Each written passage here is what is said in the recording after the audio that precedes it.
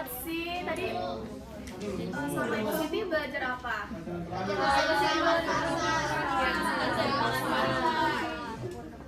Aduh, yang anak-anak laki-laki di sini pada berisik ya, pada ngobrol ya. Ayo.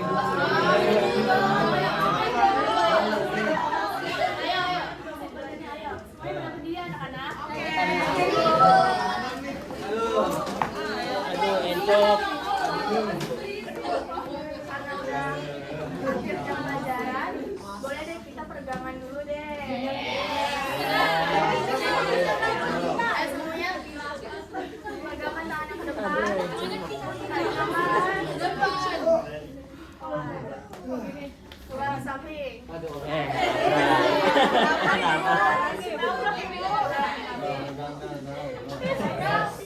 Yang benar ya,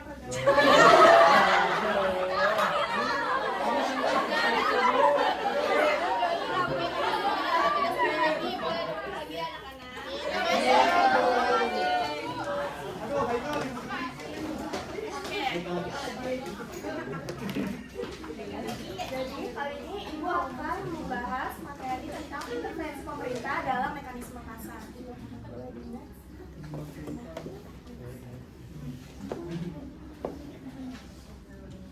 Nah, dari gambar ini kalian tahu nggak sih ini gambar apa sih? Gambar. Siapa yang mau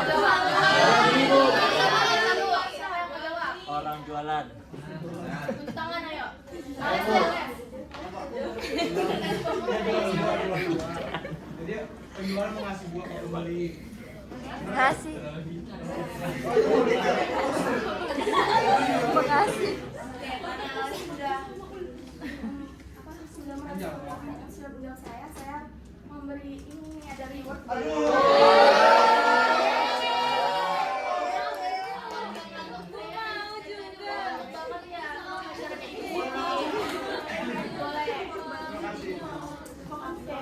Siapa lagi ada nggak yang mau jawab apa sih ini gambar apa sih?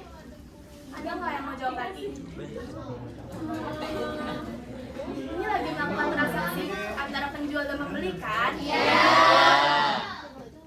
Itu tahu kenapa dari tadi anak-anak pada diem aja?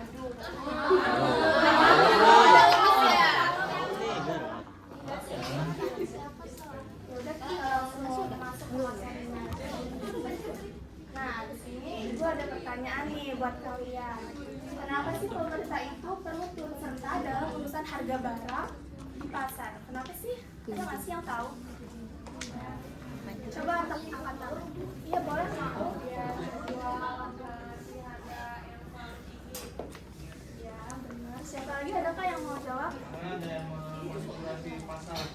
Artinya dia naikin harga seenaknya barang di Iya. Terus ngumpul ya? Dia timbun. Oke, semua jawabannya benar, nggak ada yang salah. Karena tadi mau udah bisa menjawab pertanyaan dari Ibu, Ibu juga punya reward nih buat mau. Biar nggak ngantuk-ngantuk karena udah di akhir jam pelajaran kan? Iya. Ngantuk nih. Kan udah mulai kan?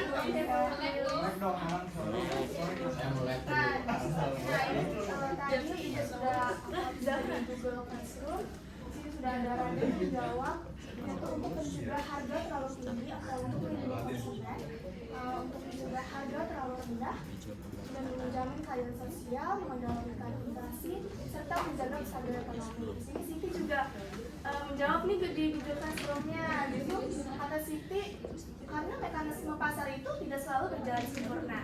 Nah, di sini ada juga Shala yang sudah merespon di Google Classroom, yaitu karena supaya harganya stabil. Oke, terima kasih anak-anak yang sudah aktif di kuis saya di Google Classroom yang sudah saya bagikan minggu kemarin. Nah,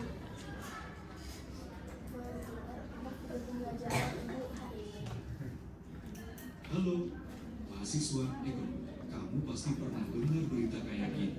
Pemerintah menetapkan harga eceran tertinggi beras atau pemerintah memberi subsidi BBM untuk rakyat.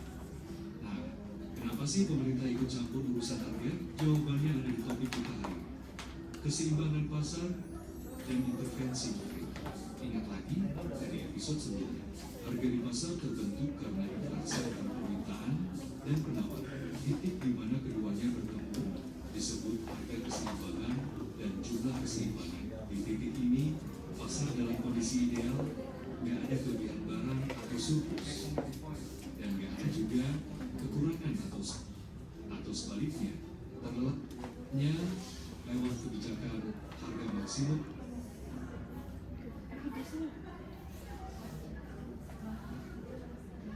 Nah, harap tadi kita sudah menonton video pembelajarannya. Sekarang kita masuk ke materi ibu pada siang ini. Pertama, apa itu mekanisme pasar?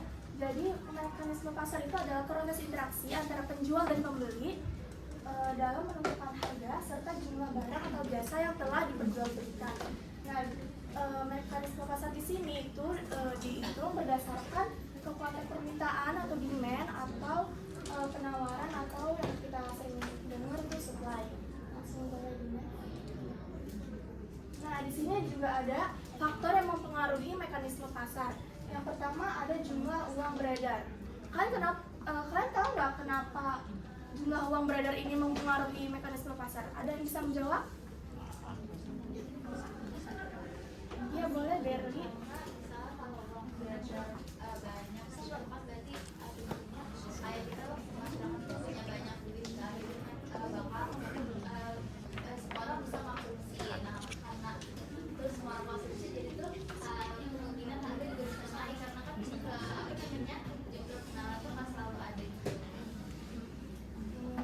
Oke, terima kasih Berli karena sudah bisa menjawab. Benar ya kata Berli. Pemerintah itu telah menetapkan harga. Jadi uang yang beredar itu kan udah beredar. Jadi jumlah barangnya itu sudah ditetapkan oleh pemerintah sehingga pelaku ekonomi di sini sudah bisa mengatur kebijakan ekonominya sendiri. Oke, karena Berli sudah berani untuk menjawab, kita kasih reward dulu untuk Berli nih biar nggak ngantuk-ngantuk.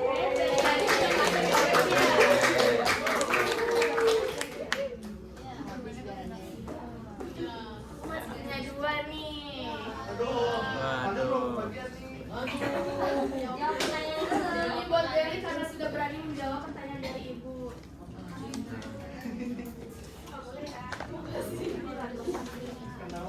Nah, yang kedua di sini ada perilaku konsumen. Nah, dari jumlah uang beredar yang tadi itu, pemerintah kan udah menetapkan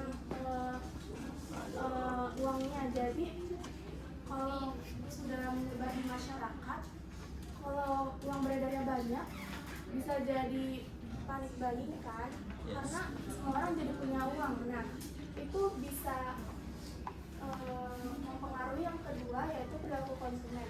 Nah, contohnya perilaku konsumen ini saya ambil contoh pada saat COVID-19 kemarin, yaitu pada saat trending boba itu viral banget kan, dimana semua orang di rumah lagi pada bosen, jadinya suka bikin boba itu boba manis-manis. Kalian tahu kan anak-anak? Nah, di sini masyarakat itu jadi FOMO, juga ingin ikutan buat di rumah, sehingga mempengaruhi perilaku konsumen dari masyarakat itu sendiri. Nah, dari situ juga lanjut ke biaya produksinya. Di sini jadi kan semuanya panik buying nih guys, anak-anak. Nah, kalau lagi panik buying, otomatis semua perusahaan melonjakkan permintaannya, anak-anak. Nah, karena permintaannya itu meningkat, jadi biaya produksinya di sini juga ikut meningkat. Nah, makanya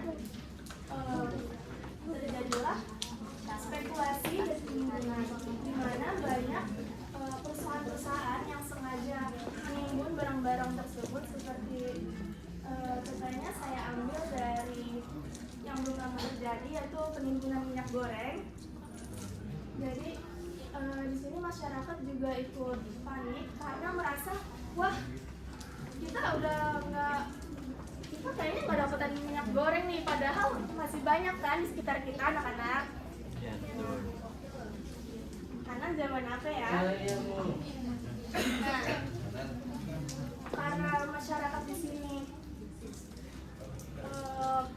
panik, terus mereka akhirnya ikutan beli yang dimana harganya di sini itu lagi melonjak tinggi, tapi mereka tetap ingin beli kan karena panik, karena takutnya di rumah minyaknya itu nggak ada nih. Aduh, ibu saya mau masak tapi minyaknya lagi mahal.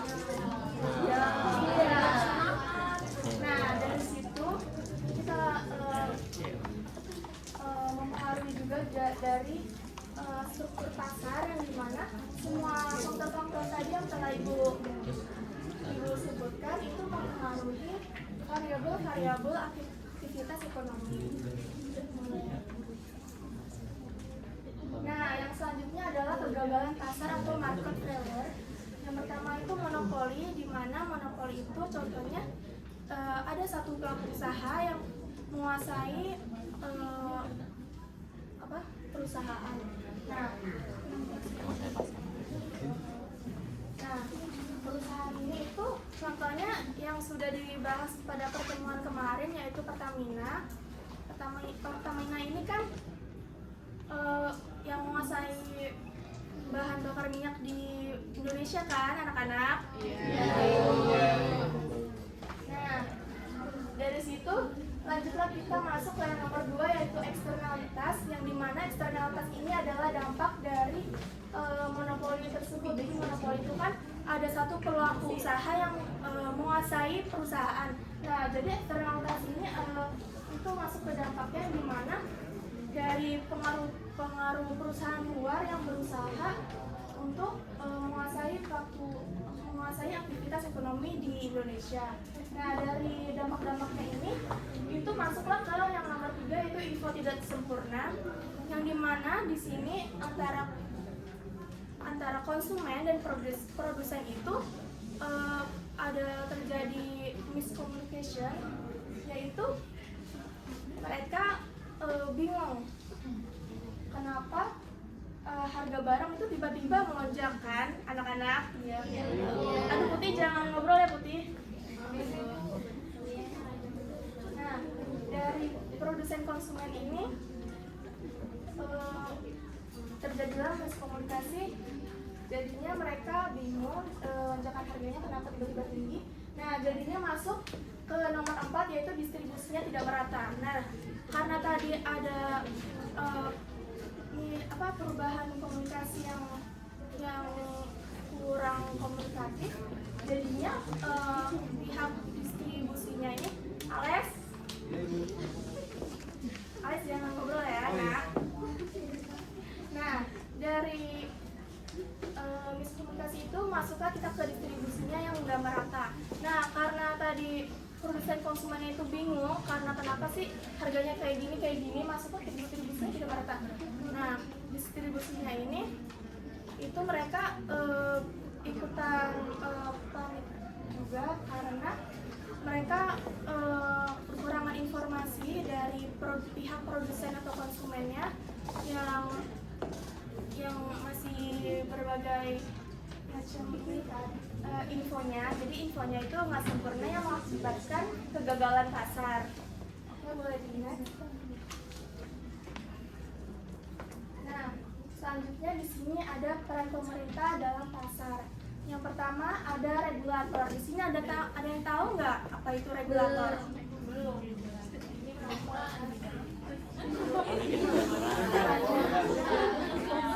Ngatur, benar. Ada yang mau menjawab lagi? Ya.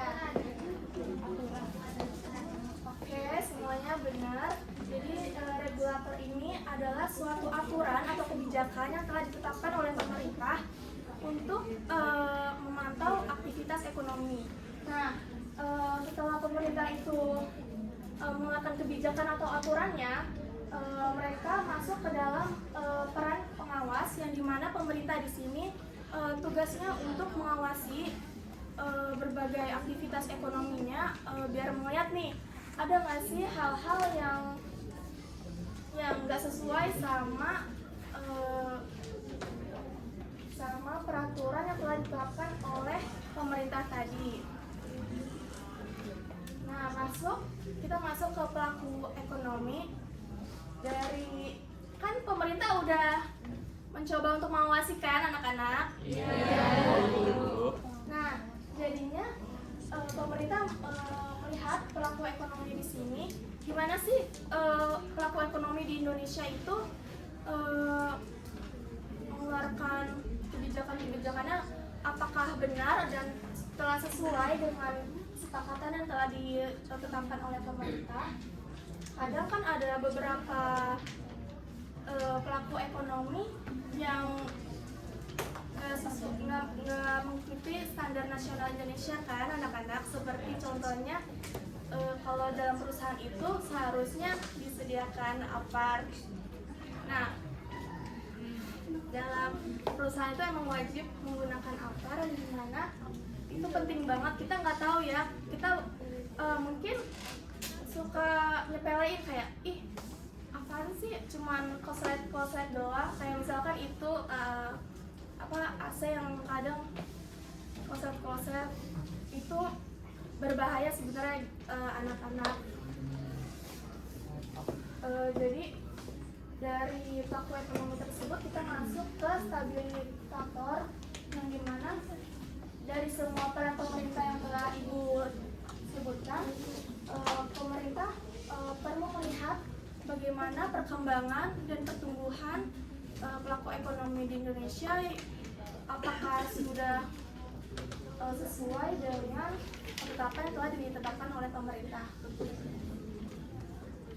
Nah, di sini ada bentuk intervensi yang pertama penetapan harga, kedua subsidi, tiga pajak, empat larangan praktik tidak sehat, lima pengaturan produksi dan distribusi.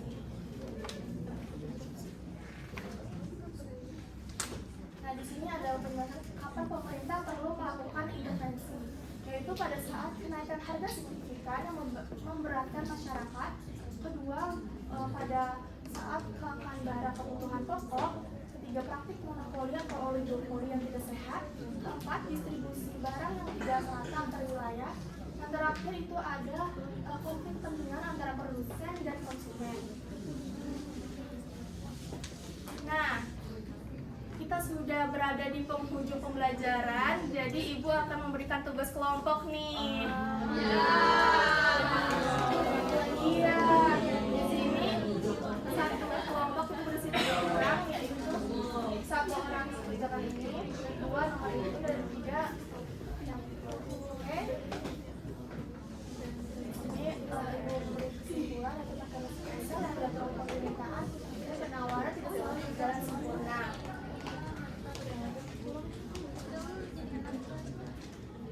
Oke, baik. Terima kasih anak-anak yang telah mendengarkan materi Ibu. Yang itu Nadila udah lemes banget ya, kasihan kayaknya.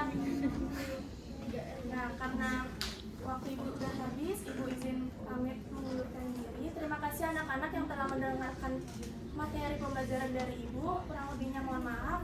Wassalamualaikum warahmatullahi wabarakatuh. Waalaikumsalam warahmatullahi wabarakatuh.